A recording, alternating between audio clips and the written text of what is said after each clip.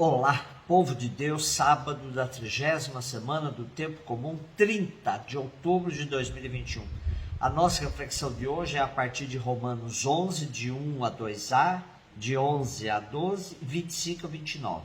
E Lucas 14, de 7 a 11. Irmãos, eu vos pergunto, será que Deus rejeitou seu povo? De modo algum. Pois também eu sou israelita da descendência de Abraão, da tribo de Benjamim.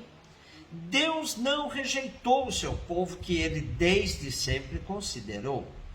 Eu pergunto, acaso eles tropeçaram para cair? Não, de modo algum. De fato, o passo em falso que eles deram serviu para a salvação dos pagãos. E a salvação dos pagãos, por sua vez, deve servir para despertar ciúme deles. Ora, se o passo em falso deles foi riqueza para o mundo, e o pequeno número de crentes dentre eles foi riqueza para os pagãos, que riqueza não será a adesão de todos eles ao Evangelho? Irmãos, para não serdes presunçosos por causa da vossa sabedoria, é importante que conheçais o mistério, a saber, o endurecimento de uma parte de Israel é para durar até que a totalidade dos pagãos tenha entrado na salvação. E então todo Israel será salvo, como está escrito, de Sião virá o libertador. Ele tirará as impiedades do meio de Jacó. Essa será a realização da minha aliança com eles, quando eu tirar os seus pecados. De fato, com relação ao Evangelho, eles são inimigos, para benefício vosso, mas com relação à escolha divina, eles são amados, por causa dos patriarcas, pois os dons e a vocação de Deus são irrevogáveis. Dos capítulos 9 a 11 da carta aos Romanos, Paulo trata do mistério de Israel como povo eleito, que rejeita a salvação trazida por Jesus Cristo. Paulo sofre ao ver seus compatriotas fora da salvação. Uma controvérsia entre os estudiosos da Bíblia é sobre a porcentagem de judeus cristãos e de cristãos vindos do paganismo na formação da comunidade de Roma. Essa comunidade, que não foi fundada por Paulo e nem sabemos bem sobre suas origens, levanta uma série de hipóteses. Uma delas é que será que há duas igrejas em Roma, uma mais composta por judeus cristãos e outra com predominância dos gentios? Não, parece que de fato era uma só igreja e que quando Paulo escreveu esta carta à igreja de Roma, era essa igreja formada em sua maioria por gentios convertidos. O nosso texto de hoje ganha luz com os comentários de alguns exegetas franceses que afirmam: contrariamente às aparências, Deus não abandonou seu povo. O que parece ser afastamento definitivo é apenas situação provisória. O que parece ser queda irremediável é disposição providencial momentânea em benefício dos gentios. Virá o dia em que todo Israel será salvo, porque os dons de Deus são sem arrependimento. Se o aparente afastamento de Israel contribuiu para a reconciliação do mundo, a sua reintegração visível no único redil porá um ponto final glorioso no processo da salvação.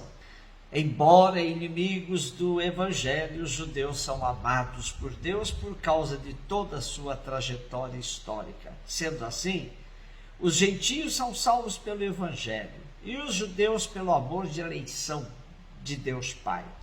Isso é o que Paulo afirma. Deus encerrou todos na desobediência para a todos fazer misericórdia. Paulo, na verdade, não admite de forma alguma qualquer fracasso na missão de Jesus Cristo, que tem uma perspectiva universal de salvação. A todos ele salva por amor e misericórdia de Deus Pai. Lucas 14, 1, depois 7 a 11. Aconteceu que num dia de sábado Jesus foi comer na casa de um dos chefes dos fariseus, e eles o observavam. Jesus notou como os convidados escolhiam os primeiros lugares. Então contou-lhes uma parábola. Quando tu fores convidado para uma festa de casamento, não ocupes o primeiro lugar. Pode ser que tenha sido convidado alguém mais importante do que tu, e o dono da casa que convidou os dois venha te dizer: dá o lugar a ele. Então tu ficarás envergonhado e irás ocupar o último lugar. Mas quando tu fores convidado, vai sentar-te no último lugar. Assim, quando chegar quem te convidou, te dirá: amigo, vem mais para cima. E isto vai ser uma honra para ti diante de todos os convidados. Porque quem se eleva será humilhado, quem se humilha será elevado. Jesus era um profundo observador do comportamento humano e extremamente sensível quando tal comportamento servia para manter aparências e rebaixar quem quer que seja, sobretudo os pobres e pequenos. Por isso, Jesus critica o conceito de honra baseado no orgulho e ambição que geram aparências de justiça, mas escondem os maiores contrastes sociais. A honra da pessoa humana depende de Deus, o único que conhece a situação real e global de todos os seres humanos. Essa honra supera a crença que o homem e a mulher tudo podem por seus próprios méritos. Quem pode tirar a pessoa humilhada de sua situação de inferioridade é Deus, pois ele exalta os pequenos e derruba do trono os poderosos.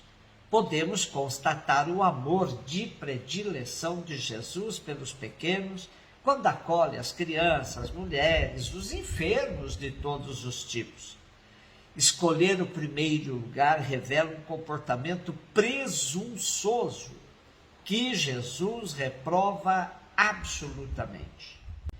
Como bem nos recorda o padre Giovanni Saraiva, da Arquidiocese de Fortaleza, comentando sobre Charles de Foucault.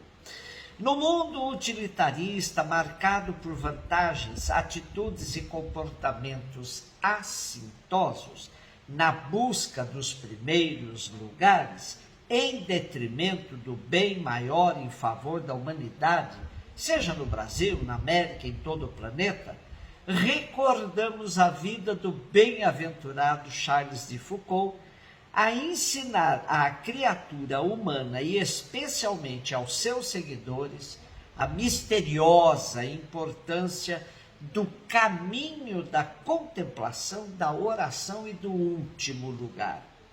Ele que radicalmente se colocou no último lugar com sua vida em harmonia com o Evangelho, reservada e discreta, não se esforçando para converter ninguém, mas querendo fazer uma única coisa: proclamar bem alto o Evangelho com a própria vida. E o nosso irmão, o bispo dos povos indígenas da Amazônia, na diocese de São Gabriel da Cachoeira, Dom Edson Damião, destaca algumas características do irmão Carlos de Foucault na sua busca pelo último lugar. Diz Dom Edson: Charles de Foucault anunciou Jesus por meio da presença fraterna, testemunho de amizade e solidariedade junto aos muçulmanos.